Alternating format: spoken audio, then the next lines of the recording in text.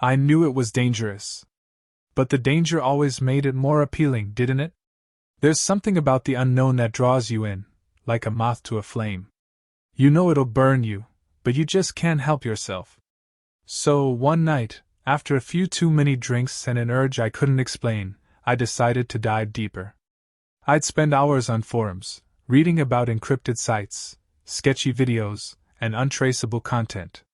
It was almost like I was on a mission, seeking something I didn't even fully understand.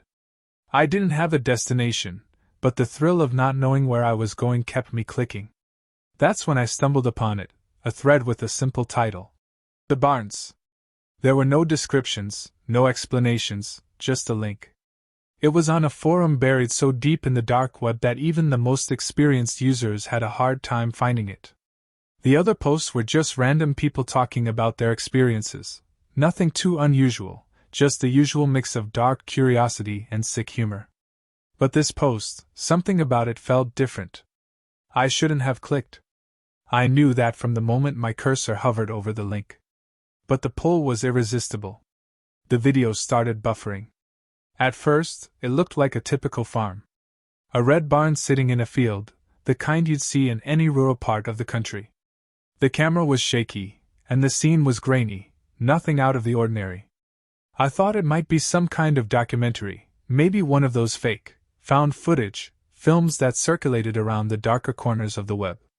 It wasn't anything special at first, just a dull shot of the barn's exterior. Then the camera moved inside. The moment it did, something in my gut twisted. The barn was dimly lit, but what I could make out chilled me to the bone. The floor was covered in dark stains, red, brown, and thick, like the remnants of some ancient, awful ritual. The walls were cluttered with old tools, blades, knives, and chains. They looked well used, worn down from years of handling. But the worst part was the people. They were hanging from the ceiling, suspended by hooks that were driven through their skin. There were 4 of them, all in varying stages of agony. Their bodies twisted unnaturally, blood dripping down their limbs and pooling at the base of their feet. The hooks were large, too large, and they dug deep into their flesh, holding them up like meat in a slaughterhouse. Their eyes were wide open, staring at the camera in absolute terror. They were conscious, alive, but barely. Each one of them was breathing heavily, their bodies twitching in the air. One woman's face was contorted in pain, her mouth open in a silent scream. Blood oozed from her side, where the hook had torn through her skin, pulling it apart slowly with every minute of her suffering. The camera zoomed in on the first victim, an older man, his body covered in blood. His skin was slick with it, and his face was pale, almost as if the life was being drained from him. The hook was in his side, the flesh stretched tight, the wound raw. I could see his breath rattling in his chest, each one labored, like he was fighting to stay conscious. But he couldn't fight forever. Then the camera shifted, and my stomach lurched. There was a table at the far end of the barn, and on it, a set of tools that looked far too clean for the rest of the scene. Surgical knives. Scalpels. A blood-stained bone saw. I didn't know what was worse, the fact that I could see these things or the fact that they were clearly used often, the blood still fresh. The camera cut again, showing another victim, a young woman, no older than 20. Her skin was pale, too pale, and her mouth was open in a silent scream. The hook through her shoulder had torn a hole through her flesh, and the blood was starting to pool around her feet. She twitched uncontrollably, trying to twist her body to get away from the agony, but the hooks kept her suspended, held fast in place. The camera lingered on her for a long time, and that's when I saw it, something far worse than I could have imagined. Behind her, a man stepped into view. He was wearing a thick, black apron, the kind you'd wear when working with meat. His face was obscured by a mask, but his hands were covered in blood, holding a long, jagged knife. I couldn't look away. The blade glinted in the dim light, and I watched in sickening horror as the man approached the woman. He didn't say a word, just moved to her side and began cutting into her. It wasn't a quick slice, like someone would do in a movie. No, it was slow, methodical. He started at the back of her thigh, carving a line down her leg. The skin parted easily, and I could hear the sickening sound of flesh being torn apart. She screamed now, a high-pitched shriek that seemed to echo through the barn, but it didn't matter. No one was coming. No one could help her. The man continued, each cut deliberate and slow. It was as if he was enjoying the process, savoring every moment of her suffering. His hands moved with expert precision, cutting through muscle and fat, carving out pieces of her flesh like he was working on a slab of meat. I felt like I was going to throw up, but I couldn't stop watching. My eyes were glued to the screen, and my hands were trembling. Every second felt like an eternity, and yet the more I watched, the more I couldn't pull away. The woman's screams grew quieter as the man continued his work. Eventually, she fell silent. The blood flowed freely now, pooling beneath her, and I could see her chest rising and falling with every ragged breath. Then the camera shifted again. This time, it zoomed in on the older man who had been hanging. His face was more pale now, his breathing shallow. I realized, too late, that his ordeal had ended. The camera showed his chest, his ribs were exposed, skin and muscle torn away, revealing the raw, glistening bone. The hook had ripped through his ribs, leaving deep gashes across his chest. He was dead. I didn't know when it happened, maybe it was hours ago, maybe minutes, but he was gone. The worst thing wasn't just the sight of the mutilated bodies, though. It wasn't even the blood or the gruesome cuts. The worst part was the knowledge that this was happening somewhere, right now. Somewhere in the world, these barns existed. Someone was out there doing this. People were being torn apart, their screams echoing in places too far for anyone to hear, and no one was stopping it. That's when the final video popped up.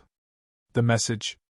It was a clip, blurry and distorted, but I could make out enough.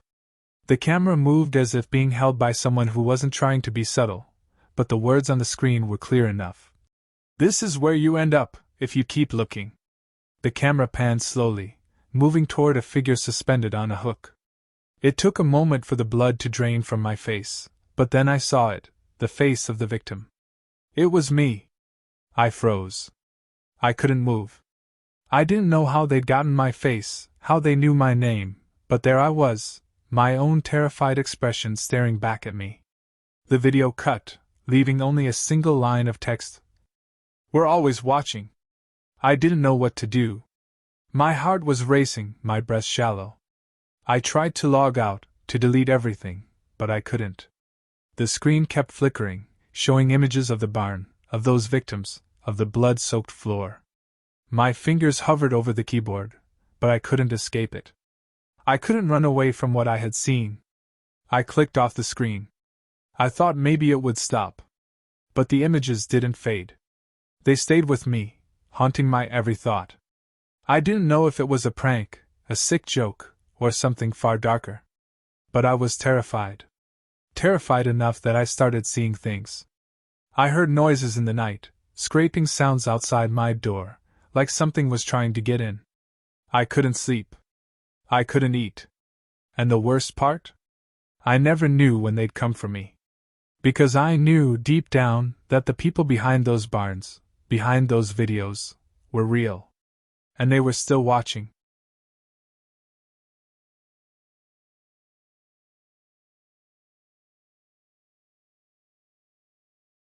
I still don't know what made me do it. There's a darkness inside me, something I've tried to ignore for years, but it's always been there, pushing me toward the edge, making me do things I can't explain. That's how I ended up on the dark web, watching something I can never unsee. It started like any other night. I was alone in my apartment, scrolling mindlessly through websites, my thoughts dull and disoriented. The screen flickered in front of me, my laptop casting its cold, blue light across the room. I was bored. That was the problem, just boredom. The kind of emptiness that makes you do reckless things. I had heard about the dark web. Everyone had. You know, the place where people buy drugs, weapons, and stolen data. But it wasn't until I saw a link on a random message board that I even thought about exploring it. The message was simple, almost innocent. Pay to see what you shouldn't. Once you've watched, you can never forget. I felt an electric tingle of excitement mixed with fear. What was it?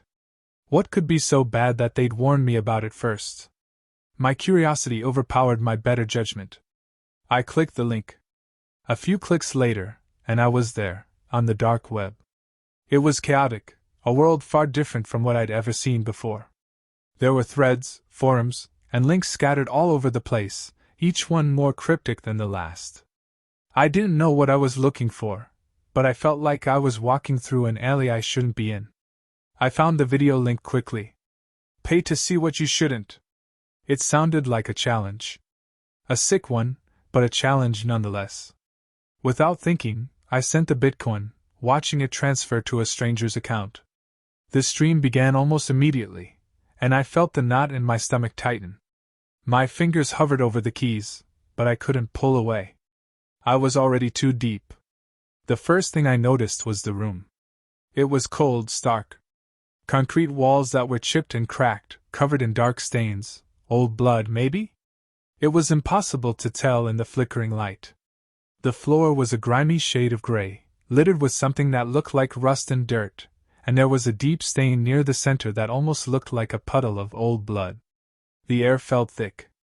Even though it was a digital screen, I could almost smell the damp, decaying scent of rot. It was nauseating. In the center of the room sat a man. He was motionless, and his body language gave off the feeling of someone who was waiting. His face was hidden behind a mask, smooth and featureless, cracked with age, like it had been used for years. His hands were covered in something sticky and dark. Blood? Grease? I didn't want to know. My heart began to race as the feed continued, the man's eyes locked on something off-screen, unmoving. Then, there was a noise. A door opening.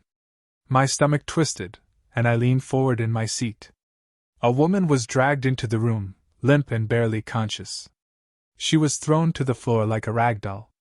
Her clothes were torn, stained with dirt and blood. The sight of her body was enough to make me freeze. Her arms were cut deep, and her legs bore similar gashes, raw and red, the kind of cuts that make you cringe just from looking at them. She didn't fight. She couldn't. She was beaten, broken. She was tied to a chair, her wrists bound so tightly that the skin was raw and blistered. Her gagged mouth moved in desperate, silent pleas, her eyes wide with fear. And that's when I noticed it. There was blood, pools of it on the floor around her, soaking through the fabric of her torn clothes, the thick, crimson liquid dripping from her arms and legs. She was barely breathing. I wanted to look away. My stomach twisted in protest, my hands hovering over the keyboard, but I couldn't. It was like I was drawn in, stuck, unable to turn away. The man didn't speak. He didn't need to. He simply stood up slowly, almost theatrically, his movements deliberate, controlled. His footsteps echoed through the room as he walked toward a small table near the wall. There, on the table, lay a knife. It wasn't a surgical tool, or anything clean. It was jagged and crude, covered in something dark, old blood. I couldn't tell. The blade was thick, rusted in places, and as he picked it up, my heart hammered in my chest. I watched, helpless, as he approached the woman. Her eyes locked on him, pleading silently. She couldn't scream. She could only watch as he lowered the blade to her stomach. The screen zoomed in on the woman's face, and I saw the terror, the realization in her eyes. She knew what was coming. He pressed the cold steel against her skin. I could almost hear it, the contact between the blade and her flesh. She flinched, her entire body shaking in terror. And then he pushed it in. The sound was something I can't describe. It wasn't just the tearing of skin and muscle, it was the sickening crack of bone. I felt it in my chest, as though the pain reverberated through my own body. Blood splattered onto the floor, spraying across the camera lens, the thick, dark liquid dripping down in slow motion. Her body jerked in spasms, her mouth agape, trying to scream, but the gag prevented it. The agony was clear in her eyes. He twisted the knife. Slowly. Methodically. The blood poured from her wound like a fountain, thick and dark, spilling down her body, soaking her clothes and pooling at her feet. I could hear the squelching sound, the tearing of flesh. The woman's eyes rolled back in her head as the life drained from her body jerking once more as the man continued his sickening work. I couldn't breathe. I wanted to stop the stream, to close my eyes, to pretend this wasn't happening. But I couldn't. My eyes were glued to the screen. I couldn't look away. The horror was unfolding right in front of me, and all I could do was watch. It felt like hours passed. I could feel the sweat on my palms, the taste of bile rising in my throat, but still, I watched. The room was now drenched in blood. Her body was lifeless, her eyes vacant. He stepped back, wiping the blade on her shirt, as if cleaning it after a casual task. And then, as suddenly as it started, the stream cut out. The screen went black.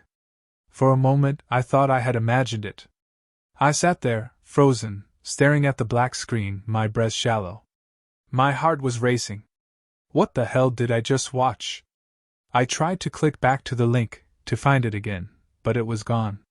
The link had disappeared. The page was wiped clean, like it had never existed. I tried everything I could think of, searching for the stream, checking my history, but there was nothing. It was as if it had all been erased. The image of that woman's face, the terror in her eyes, the blood, won't leave me. I can still see her, hear her muffled screams, feel the blood splattering on me. I tried to shake it off, to move on with my life, but it haunts me. Every time I close my eyes, I see her face, and hear the sounds of the knife tearing through her flesh. The man's cold, emotionless stare. I don't know if it was real, or if it was staged. But the horror, the brutality, it felt too real. And that's the worst part. I keep wondering, what if it was real? What if that woman is still out there somewhere, lying on the floor, lifeless, forgotten? I try not to think about it, but every time I close my eyes I see her, and I hear the knife. My curiosity got the better of me. It always does. Now I can't escape it. If you ever think about clicking a link on the dark web, don't. There are things that should never be seen, and there are horrors that will follow you long after you close the window.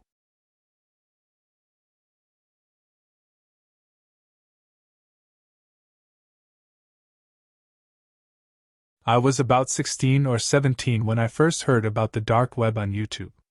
It was a grainy video, uploaded by some anonymous account, filled with hushed whispers and ominous warnings. The thumbnail showed a distorted image of the Tor browser logo, overlaid with a skull. Curiosity, that insatiable itch, got the better of me. I wanted to know more. I quickly realized that the dark web wasn't something you stumbled onto accidentally. It wasn't accessible through Chrome or Firefox. A special browser, Tor, was the key. I learned that it masked your IP address, bouncing your connection through multiple servers, making you practically untraceable. I also learned about VPNs, virtual private networks, an extra layer of anonymity. The thrill of the forbidden, the allure of the unknown, was intoxicating. I downloaded Tor, configured a VPN, and felt a strange mix of excitement and apprehension. My first forays into the dark web were underwhelming. I found forums filled with cryptic conversations, marketplaces selling illicit goods, and a disturbing abundance of questionable content.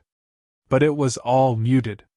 It felt like a ghost town compared to the sensationalized depictions I'd seen online. There were whispers of horrific things, hints of unimaginable darkness lurking just beyond the surface. But I didn't find them. Yet. I went back day after day. The anonymity was addictive. I felt like I was inhabiting a secret world, a hidden layer of the internet, where rules didn't apply. I explored marketplaces offering everything from stolen credit card details to counterfeit documents. I even stumbled across a forum dedicated to discussing conspiracy theories, some so outlandish I found myself strangely captivated. The anonymity dulled the moral compass I usually relied on. In this space, I felt a twisted sense of freedom. Then came the day that changed everything.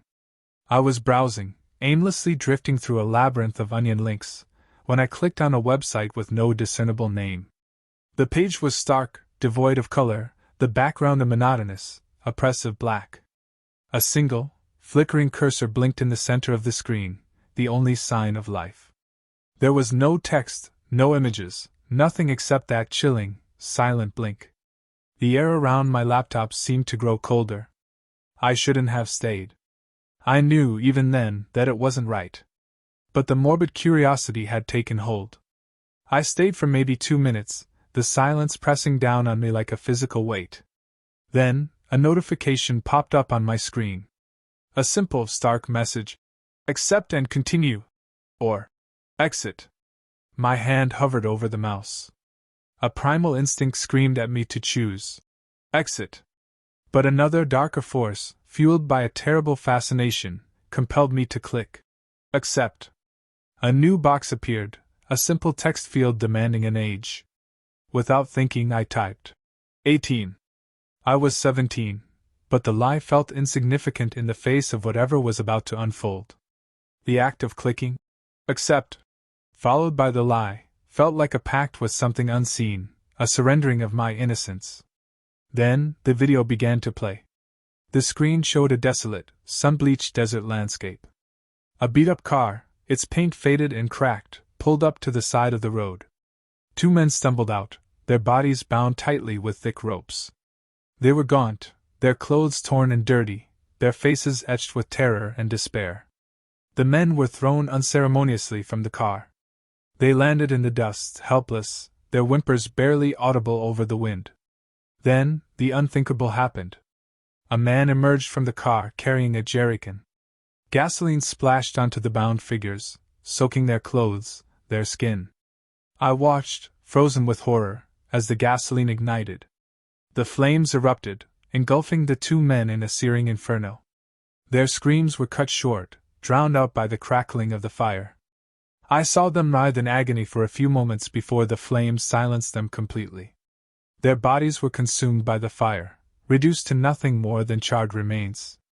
It was over in a matter of seconds, but the image burned itself onto my retinas. The smell of burning flesh, the desperate cries, the sheer brutality of it all, it was imprinted on my mind. The video ended, abruptly, leaving me staring at the blank screen, my breath caught in my throat. My hands trembled uncontrollably.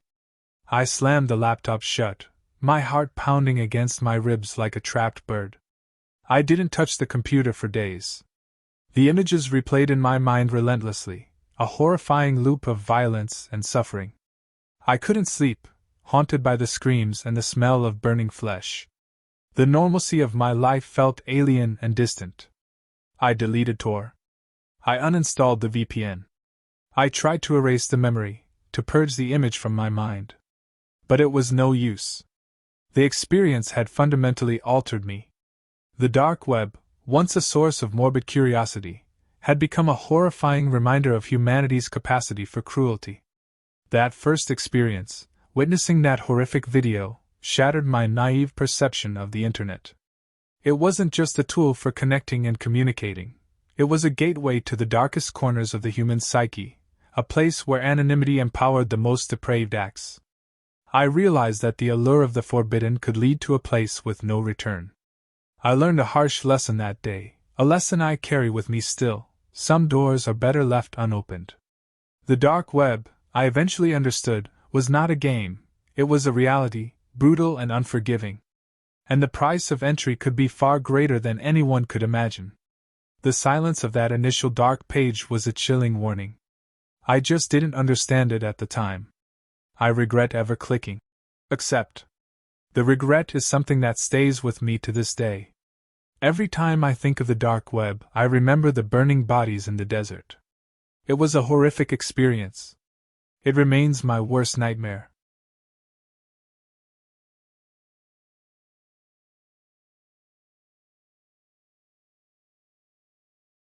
I should not have clicked on that video.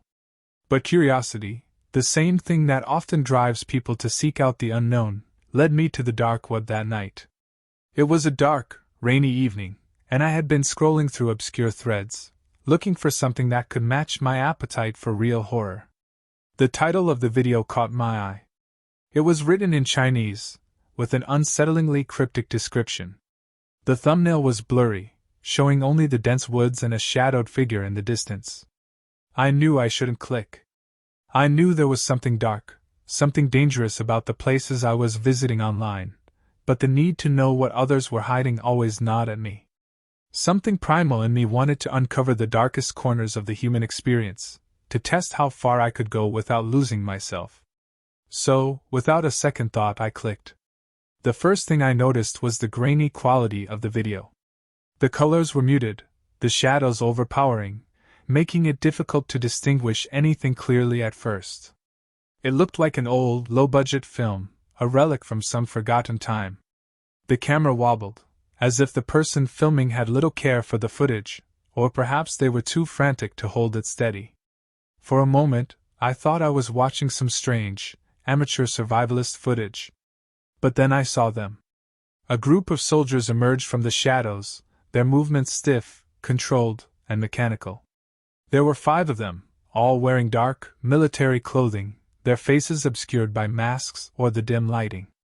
Their movements were synchronized, like a well-practiced routine, as if they had done this many times before. They marched with purpose, dragging a woman behind them. She was struggling, but she was clearly outmatched, her body weak from whatever they had done to her before.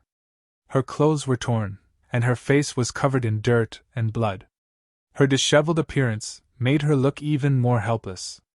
She was barely able to hold her head up, her eyes wide with fear. The soldiers seemed unfazed by her attempts to escape, and their movements were calculated, indifferent to her suffering. They dragged her through the forest, the only sound being the crunch of leaves beneath their heavy boots. The camera followed their movements, shaky and unsteady as they reached a small clearing. The trees loomed overhead, their twisted branches casting long shadows, making the scene feel even more surreal. The light from the camera barely made a dent in the dense darkness that surrounded them. As the woman was thrown to the ground, her body trembled violently, and her breathing was erratic. It was clear that she was beyond terrified, but the soldiers showed no mercy. I watched in silence, a knot forming in my stomach. The urgency in her movements, the desperate gasps for air, struck a chord deep inside me. I wanted to look away, to close my eyes and pretend this wasn't happening, but I couldn't. Something about the sheer brutality of it kept me locked in place. It was almost as though I had been hypnotized, trapped in the video. My heart began to race as the camera zoomed in on the woman's face, capturing every flicker of fear in her wide eyes. She looked directly into the lens for a brief moment, and I could almost feel the terror emanating from her. The scene escalated quickly. The soldiers' cold, emotionless faces were made even more unsettling by their military precision. One of them stepped forward, his features still obscured by the shadows, but his movements were confident, almost mechanical. He held a long, gleaming butcher's knife in his hand, the blade reflecting the dim light. It seemed out of place in the forest, as though it belonged to a scene of brutal violence rather than anything tactical. The soldier moved closer to the woman, his eyes fixed on her with a chilling calmness. He stood over her, pressing the cold, heavy blade to her skin. The woman's eyes shifted to the knife, and she knew exactly what was coming. Her body shook uncontrollably, but the soldiers remained unmoved, their faces blank. They were cold, emotionless, and every action they took felt premeditated, like they had done this countless times before. There was no hesitation in their movements, no trace of uncertainty. The man with the butcher's knife pressed down harder. With a swift, brutal motion, the soldier drove the knife deep into her stomach. Blood sprayed everywhere, splattering across the soldier's clothes, the leaves, and even the camera lens. The woman's scream rang out, raw and desperate, but it was quickly drowned by the ominous rustling of the trees around them. The soldiers didn't flinch. They didn't even glance at the blood that splattered on their uniforms. Her blood poured onto the earth, soaking into the leaves beneath her as she gasped for air, her hands clutching at the wound in a futile attempt to stop the bleeding. The scene felt so real, so raw, that I could almost smell the iron in the air. It wasn't just a video. It felt like a reality I was being forced to witness, a grotesque reminder of just how far humanity could fall into darkness. I thought I might gag, but the horror kept me rooted to the screen. I couldn't look away. The soldiers, however, were unmoved. They stood like statues, watching, waiting. There was no empathy in their eyes. No signs of disgust. They were like machines, cold, emotionless, and methodical. Another soldier stepped forward, his movements calculated and precise. This soldier held another butcher's knife, even longer and sharper than the one before. The camera zoomed in on the blade, its edge glinting with sickening anticipation. He moved toward the woman's head. The camera followed him, focusing on the blade as it hovered just below her chin. She could barely breathe. She was barely conscious. Without hesitation, the soldier brought the massive knife down. The blade cut through her skin with an unsettling ease, drawing more blood, more cries of pain. The woman's body jolted as the blade scraped against her throat. She was helpless, unable to move, unable to fight back.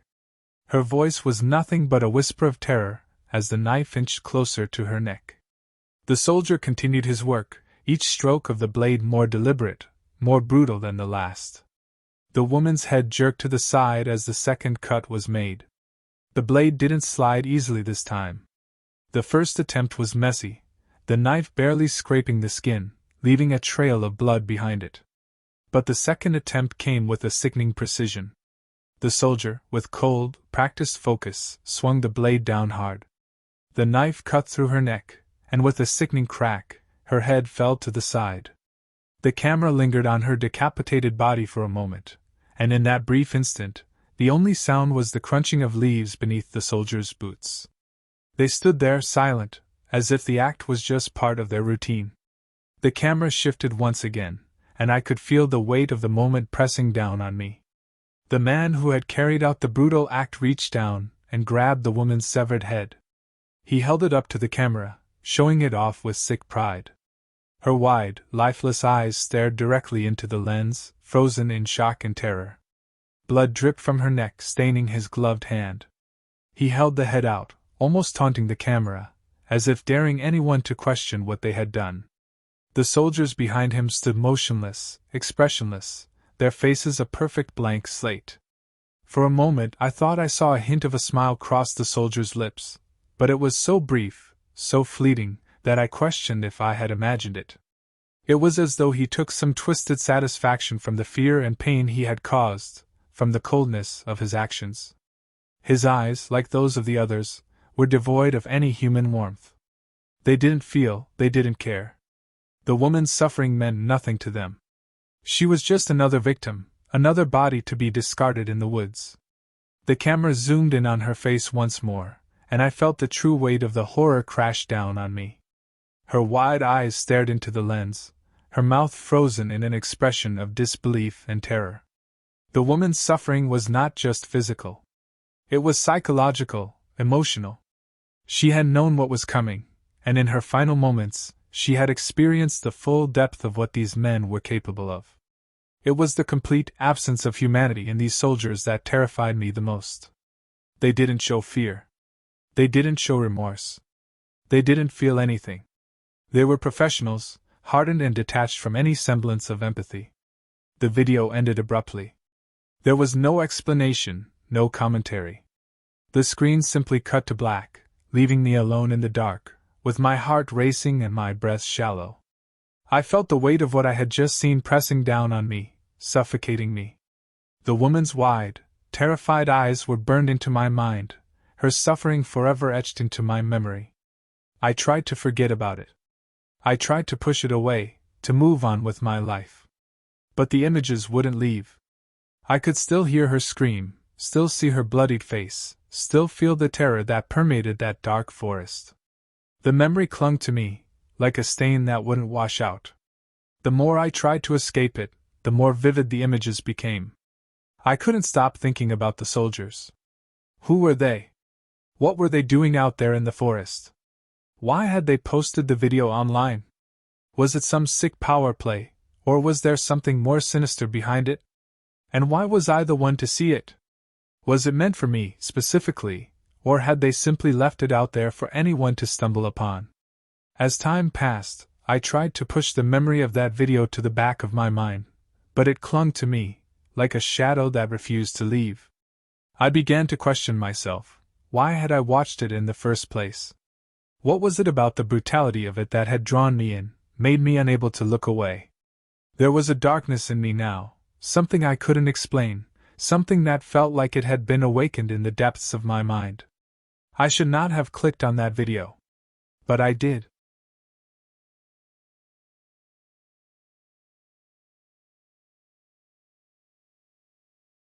Just another late-night rabbit hole on the internet.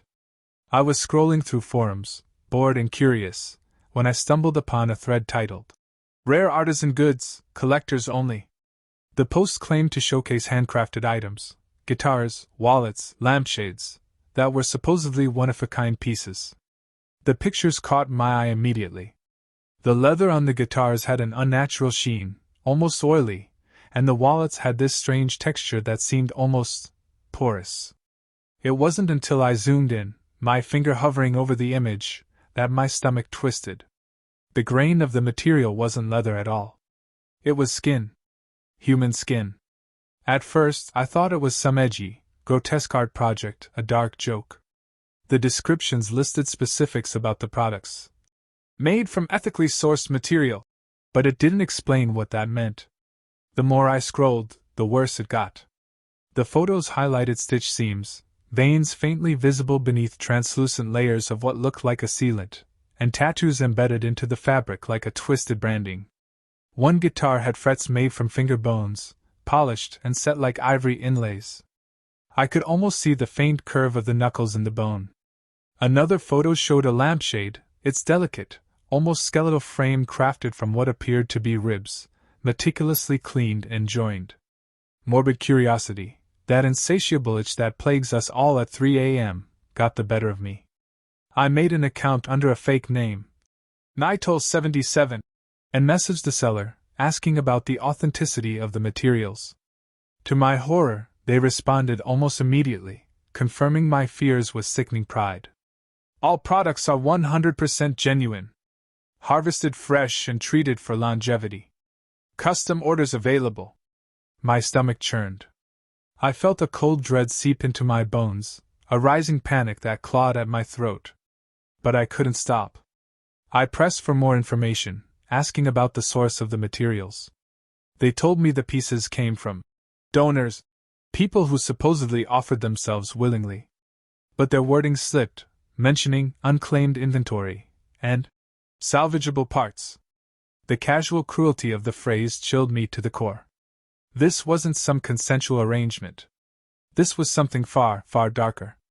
Then they sent me a video. I wish I could unsee it.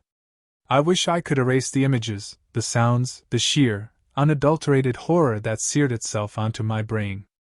The footage was shaky, filmed in a dimly lit basement.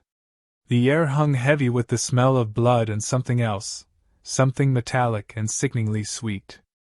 A man, his face gaunt and pale, was strapped to a metal table, his limbs bound tightly.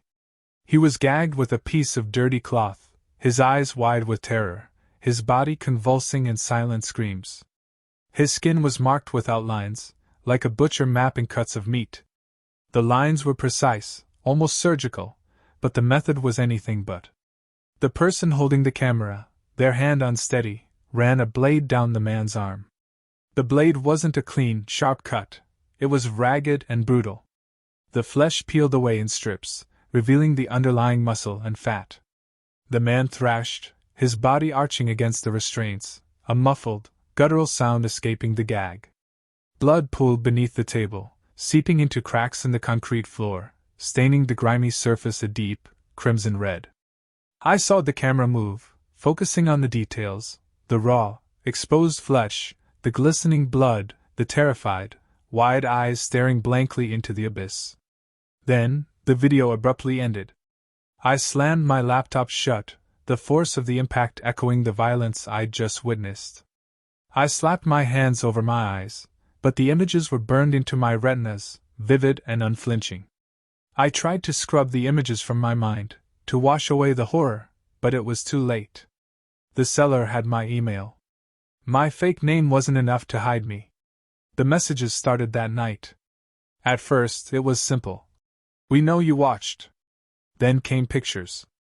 Pictures of my apartment building, taken from across the street, the angle precise, invasive. Pictures of my car, parked in my designated spot under the oak tree. The messages escalated, describing how perfect my skin would be, detailing the texture, the color, the subtle imperfections that they found appealing. They knew my schedule. They knew when I left for work, 7:15 a.m. sharp, and when I got home. They knew my routine, my habits, my vulnerabilities. A cold dread, a suffocating fear, began to consume me. I stopped sleeping. Every creak of the floorboards, every rustle outside my window, sent icy tendrils of fear down my spine. I jumped at shadows, my heart hammering a frantic rhythm against my ribs. I taped over my laptop camera, threw my phone in the freezer to block signals, and started carrying a knife everywhere. I slept with it under my pillow, my hand instinctively reaching for it in the dead of night. I bolted my doors and windows, checked the locks a dozen times before reluctantly allowing myself to doze off for a few fitful hours. But none of it mattered. They had already broken in. The next night, I found a small, meticulously crafted leather bookmark on my coffee table, the leather smooth and unnervingly soft. It was the same type of skin as those in the horrifying images. Embedded within it was a tiny, perfectly formed silver heart-shaped charm, with my initials etched into it. A chilling message lay on the floor next to it. A reminder of what is to come. After this, I lived in a state of constant terror. The constant monitoring, the invasion of my privacy, it eroded my sense of safety until I felt completely exposed, naked to the world and their cruel intentions. The threat was palpable, heavy in the air, choking me. I never reported it to the police. Reporting it would have meant drawing more attention to myself, making myself a bigger target. Besides, what evidence could I provide? Who would even believe me? My life, once ordinary and predictable, was now consumed by fear. Every glance felt like a threat, every sound a potential invasion. I moved out, changed my name, took a new identity. But the videos, the messages, the bookmark, they remain etched into my memory. They are a constant reminder of the night I stumbled into the deepest, darkest recesses of the internet, and of the horrors that lurk there, waiting to claim their next victim. The memory remains, a grotesque scar on my psyche, a testament to a night of terrifying discovery and the constant, gnawing fear that they're still out there, watching, waiting, knowing.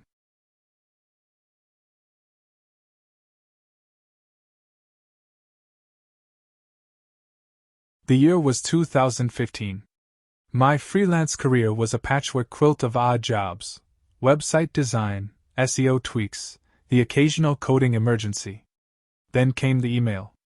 It arrived through a heavily encrypted channel, a labyrinthine route that suggested far more than a simple website update. The sender, identifying herself only as Serafina, requested improvements to a website whose address was delivered as a .onion link, the digital fingerprint of the dark web. The payment offered was significantly more than I usually earned, enough to make me overlook the unsettling undercurrent of the request. Serafina's instructions were vague. "Enhance security," she wrote, her words dripping with an unspoken urgency. "Discreetly. I cannot afford to be traced." She used Tor, the anonymity network, and PGP encryption, demonstrating a sophistication beyond the average client. My curiosity, mixed with a healthy dose of professional skepticism, outweighed my apprehension. I agreed to the job. The website itself was unremarkable, a minimalist design, seemingly dedicated to selling highly encrypted communication software. Nothing overtly illegal, but its shadowy clientele hinted at a clandestine existence. I began the work, replacing outdated plugins and tightening security protocols. Everything seemed normal until the alert. My security plugin, a vigilant watchdog against malicious code, flagged several file modifications. Initially, I dismissed them as routine changes, perhaps remnants of previous work. But as I delved deeper, the normalcy eroded. A new administrator account had been added to the backend, an account that wasn't there 12 hours prior. My stomach clenched. Serafina hadn't authorized any such addition. This wasn't just a client, this was a breach.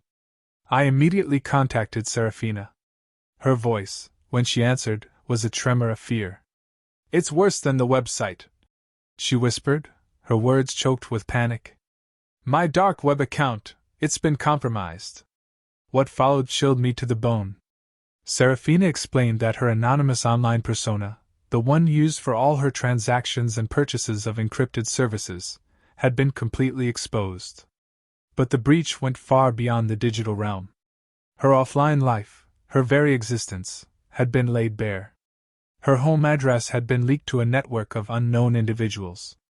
Then came the chilling detail that froze my blood. That morning, she'd received a package. Inside, wrapped in a blood-stained cloth, was a bloody knife and a photograph of her young daughter. Her daughter's face was slashed open in the photograph, the word, "Next," scrawled across it in dark, smeared ink. The message was clear: they were watching, and if she didn't comply, her daughter would be the next victim. Serafina recounted the horrifying process of being hacked, the slow, agonizing revelation of her compromised privacy. Emails, social media accounts, banking details, personal photos, everything was gone. A video appeared online, showing Serafina unconscious in her own home, with a distorted voice whispering ominous threats in her ear. Desperate, she gave me remote access to her PC. The digital landscape that unfolded before me was a nightmare. Hidden folders contained disturbing images and videos, recordings from cameras she'd never installed, capturing her in vulnerable moments, asleep, unsuspecting. Stolen phone data, screenshots of her most private moments, all meticulously documented and organized. The sheer scale of the invasion was breathtaking. But the worst discovery was the realization of what this was: a horrifying network of predators using Serafina's life as their perverse game. This wasn't just about money, it was about absolute, terrifying control. I discovered that the stolen data, including the horrific images and videos, was being sold to the highest bidder on a hidden forum, a digital auction of her suffering. As I worked to clean up the digital debris, I could hear Serafina's sobs in the background. Her daughter was asleep in another room, blissfully unaware of the sickening reality unfolding around her. The weight of it crushed me. They weren't just after money, they were after blood. Then, a new message flashed on Serafina's screen. "You'll regret not paying the price." It read. "The last thing you'll ever see will be your daughter's screams." The video feed switched. It showed Serafina's daughter's bedroom. The child slept soundly, but a shadowy figure lurked in the corner, watching, waiting. I froze. This wasn't a game anymore. This was real. I immediately contacted the authorities. The police arrived quickly, but the apartment was empty. No sign of the hackers, no trace of their existence. Only the bloody knife and the horrifying images remained as evidence. The police, overwhelmed by the bizarre nature of the crime, were baffled. When Serafina woke up, she received the devastating news. Her daughter was gone. Vanished without a trace, leaving only a pool of fresh blood near her bed. The authorities, struggling to comprehend the situation, quickly defaulted to blaming the parents, their shock and grief easily misinterpreted as guilt. The case remained unsolved, a chilling testament to the untraceable horrors lurking in the dark corners of the Internet. The dark web, a labyrinthine underworld, continues to conceal its twisted secrets and unspeakable acts, a hidden world where innocent lives are swallowed by the shadows without a trace, leaving behind only a chilling void of unanswered questions and lingering terror. The memory of Serafina's shattered life, her daughter's disappearance, the horrific images I witnessed, it all haunts me to this day, a constant reminder of the unseen evils that thrive in the digital darkness. The world remains blissfully ignorant, but I know the truth. The darkness is real, and it's closer than we think.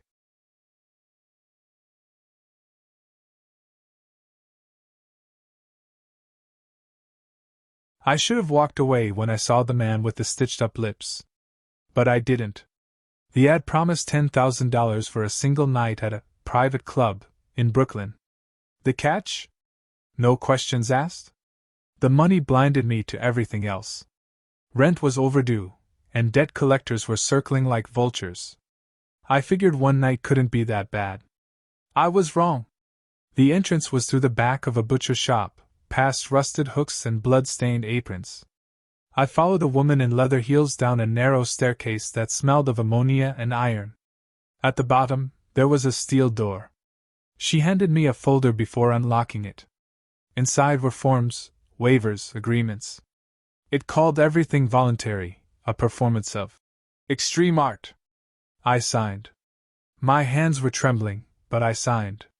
The club was a red-lit dungeon, humid and reeking of bleach. The floors were concrete with drains in the center. Around the room were chairs, tables, and restraints bolted into the walls. I tried not to look at the stains. Clients arrived in tailored suits and expensive watches, carrying briefcases filled with tools. Their eyes glittered like predators. No one spoke, but I could feel them sizing me up. I was supposed to clean up after the performances. I wasn't prepared for what that actually meant. The first girl they brought out looked perfect, young, delicate. Except for the carved initials on her thighs and the fresh bandages wrapped around 2 missing fingers. She smiled at the men, trembling but obedient. They strapped her to a table under red lights, and one man unrolled his tools, scalpels, clamps, needles. I heard him say he wanted to make art. When the scalpel sliced her skin, I expected her to scream. She did, but not like a person. It was primal, like an animal caught in a trap. Her voice cracked until it broke entirely. But the men cheered. Someone recorded it. Someone else laughed. It didn't stop. I couldn't breathe. I wanted to leave, but the woman in leather heels blocked the door. "You're here to clean," she said, her voice flat. "Do your job, and you'll get paid." I nodded. It felt like a survival instinct. After the first performance, I was told to scrub the table. The bleach burned my nose, but the blood didn't come off easily. It soaked into the cracks of the concrete. I had to empty the drain. That's when I saw it, a bucket of fingers near the pipes. Small, delicate fingers, like they belonged to a child. My stomach turned, but I kept scrubbing. A man leaned down to whisper in my ear. "Stay focused, or you'll be next." I didn't look at him. I didn't even move. Another girl was brought out. This one was blindfolded. Her smile trembled, but she seemed excited. I realized she didn't know what was about to happen. She thought this was just another role play, something she'd recover from. The man with the stitched lips stepped forward. He didn't bother with scalpels. He used a box cutter. The girl flinched when the blade touched her cheek, but no one stopped him. She didn't scream at first. Not until he peeled back the skin. That's when the terror hit her. She started begging, but they gagged her with duct tape. I couldn't clean fast enough to keep up with the blood. It was everywhere, pooling under the table, splattered on the walls. My hands were raw from scrubbing, but the stains lingered. At one point, I looked up and saw a camera mounted in the corner. It was pointed at me. "Recording. Insurance," the woman in leather heels said when I asked. "In case you talk." I nodded again and kept cleaning. By the fourth performance, I stopped feeling anything. I was just a machine, wiping down metal and mopping floors. The clients were louder now, drunk and energized. One man asked if he could carve something into my arm. I froze, and the woman stepped in before I could answer.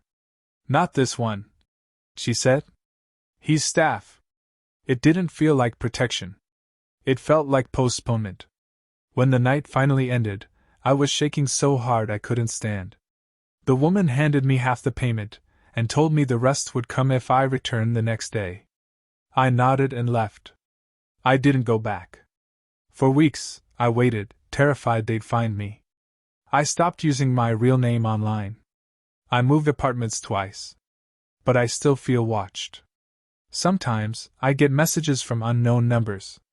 No words, just videos of what happened in that room. Videos that show my face. I can't sleep anymore. Not without seeing the bucket of fingers, not without hearing those screams. And the worst part? Sometimes I think about going back.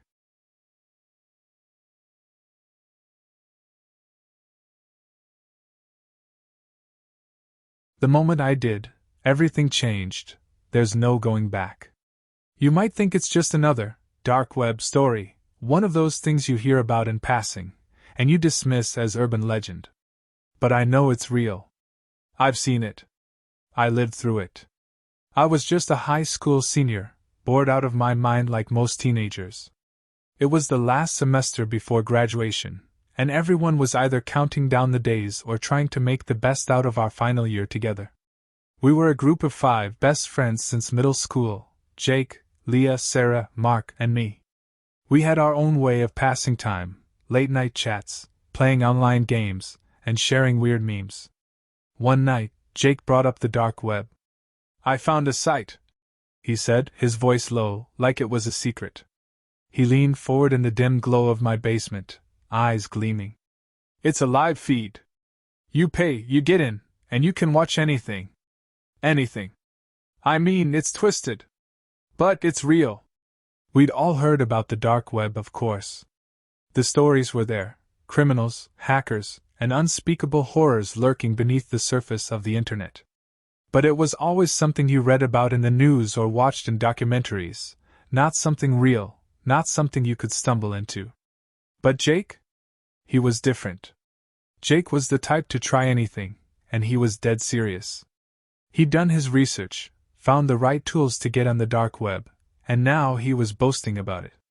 "I'll show you," Jake said, his voice almost a dare. He pulled out his laptop, the screen casting a soft light on his face. "Just don't judge me. It's a trip." We followed, half out of curiosity, half because it was something to do. Leah was already making her usual sarcastic comments, her arms crossed. "What's the worst that can happen? It's the dark web, Jake. Just a bunch of creeps watching porn and selling drugs." But Jake was already on Tor, the browser that lets you slip through the cracks of the internet. He entered a long, encrypted URL, the kind you couldn't remember if you tried. The site loaded, a black screen with a single link that said, "The Crimson Room." The text was blood red, dripping at the edges like it had been smeared by a hand that had just slaughtered something. We were laughing at first, the nervous chuckles you give when you're about to do something you know you shouldn't. Mark, who was usually the most skeptical, leaned forward. "This is stupid. It's probably a scam or some fake video." Jake clicked the link. That's when everything started to change. The feed was grainy, distorted at first, like a low-budget horror film. But as it focused, we saw a room. It was dark, only dimly lit by a single light hanging from the ceiling. The camera was fixed in one spot, and in the center of the room, there was a man tied to a chair. His eyes were wide with terror, tears streaming down his face. The image wasn't fake. The man wasn't acting. He was terrified. I could see the sweat dripping off his forehead, the rapid movement of his chest as he gasped for air. His clothes were torn, and there were cuts, deep, red gashes, on his arms, his legs. And then the camera zoomed in on his face, and he opened his mouth, as if begging for help, but no sound came through. Leah froze. "What the hell?" Jake was glued to the screen, his eyes wide, fingers trembling over the keyboard. The screen flickered again, and the host of the feed typed something into the chat.